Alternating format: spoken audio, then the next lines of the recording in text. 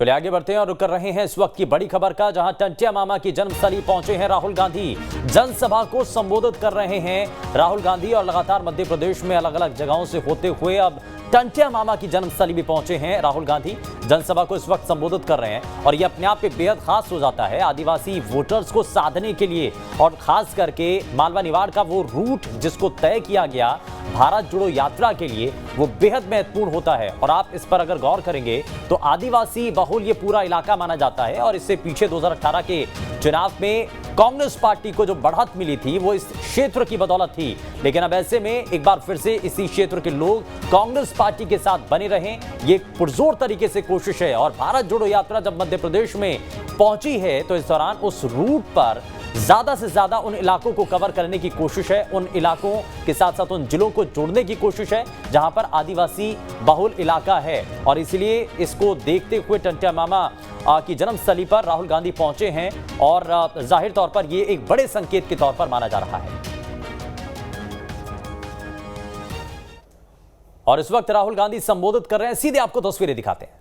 आप असली मालिक हो तो आपको और आपके बच्चों को अधिकार मिलने चाहिए। आपको, अगर आपका बच्चा इंजीनियर बनने का सपना देखे, सरकार को आपकी पूरी मदद करनी चाहिए। अगर आप में से कोई डॉक्टर बनना चाहे, आपकी बेटी डॉक्टर बनना चाहे, उसकी पूरी मदद होनी चाहिए। क्यों? क्योंकि आप असली मालिक हो, आप पहले मालिक हो। तो सबसे पहला आपका काम होना चाहिए, मतलब जंगल तो आपका है, मगर जंगल के बाहर भी आपको अधिकार मिलना चाहिए। और जब बीजेपी की सरकारें स्कूल और कॉलेज को प्राइवेटाइज कर देती है, उद्योगपतियों के हवाले कर देती है, या अस्पतालों को उद्योगपतियों के हवाले कर देती है, तो आपके बच्चे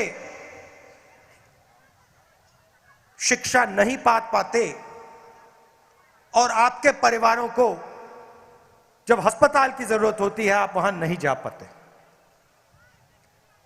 जब बीजेपी पब्लिक सेक्टर को बंद करती है, रेलवेज को, बीएचईएल को प्राइवेटाइज करने का काम, बेचने का काम करती है, तो वो सीधा आदिवासियों को चोट मारती है। देखिए, मैं आपसे पूछता हूं, नोटबंदी से आपको फायदा हुआ या नुकसान? जीएसटी, नोटबंदी और कोरोना के समय जो सरकार ने किया, दलितों को, पिछड़ों को, आदिवासियों को, किसानों को, मजदूरों को उन्होंने चोट मारी। मैं भाषणों में कहता हूं ये पॉलिसियां नहीं थी, ये हथियार है। अब नरेंद्र मोदी जी एक नया शब्द लाए, वनवासी। इसका मतलब अलग है। सबसे पहला इसका मतलब यह है कि आप पहले मालिक नहीं हो, आप सिर्फ जंगल में रहते हो। पहला मतलब ये। दूसरा मतलब कि जंगल के बाहर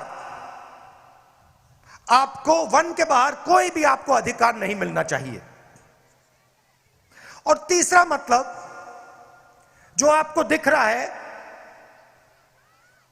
जहां भी हम देखें बीजेपी की सरकारें जंगल को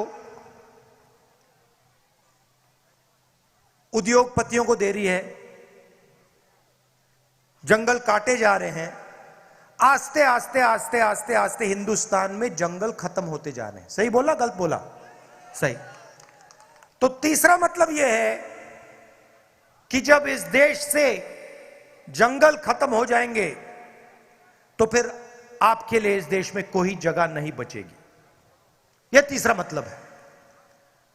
यह मैंने आपको शब्द क्यों बताए? क्योंकि इन शब्दों के पीछे विचारधारा है। हम आदिवासी कहते हैं क्योंकि हम इस बात को मानते हैं कि आप हिंदुस्तान के असली और पहले मालिक हो। वो वनवासी कहते हैं क्योंकि वो आपके सारे के सारे अधिकार आपसे छीनना चाहते हैं और आपको यह याद नहीं दिलाना चाहते कि आप ही इस देश के पहले और असली मालिक हो। तो सबसे पहले मैं चाहता हूं कि ये जो बीजेपी के लोगों ने आपके ऊपर अपमान किया है, ये जो शब्द इन्होंने आपके लिए प्रयोग किया है वनवासी, इसके लिए ये आपसे माफी मांगे। हाथ जोड़ के हिंदुस्तान के आदिवासियों से ये माफी मांगे और उनसे कहें कि आप वनवासी नहीं हो, आप आदिवासी हो और आप हिंदुस्तान के पहले मालिक हो और हम आपको जो भी अधिकार चाहिए वो हम आपको देंगे। और दूसरा काम, माफी मांगने के बाद, पहले नहीं, माफी मांगने के बाद दूसरा काम, जो ये आपसे जंगल छीनते हैं, जो हम पैसा कानून लाए, जमीन अधिग्रहण बिल लाए, फॉरेस्ट राइट एक्ट लाए, इन 3 कानूनों को ये जो कमजोर करते हैं और आपकी जो जमीन है जो आपसे छीनते हैं, आपका जल है, आपका जंगल है जो आपसे छीनते हैं, वो आपको वापस देने का काम शुरू कर दें। और अगर ये नहीं करेंगे तो जैसे ही हमारी यहां सरकार आएगी, हम आदिवासी शब्द का प्रयोग करेंगे और जो आपके हक हैं एक के बाद एक आपको देना शुरू कर देंगे। और जो आपकी जमीन है उसका अधिकार, जल और जंगल का अधिकार आपको वापस देना शुरू कर देंगे। आप जानते हो कि आदिवासियों के खिलाफ सबसे ज्यादा अत्याचार मध्य प्रदेश में होता है। पूरा मध्य प्रदेश का आदिवासी जानता है कि अगर किसी प्रदेश में आदिवासियों के खिलाफ अत्याचार होता है तो उस प्रदेश का नाम मध्य प्रदेश है। ऐसा प्रदेश हमें नहीं चाहिए।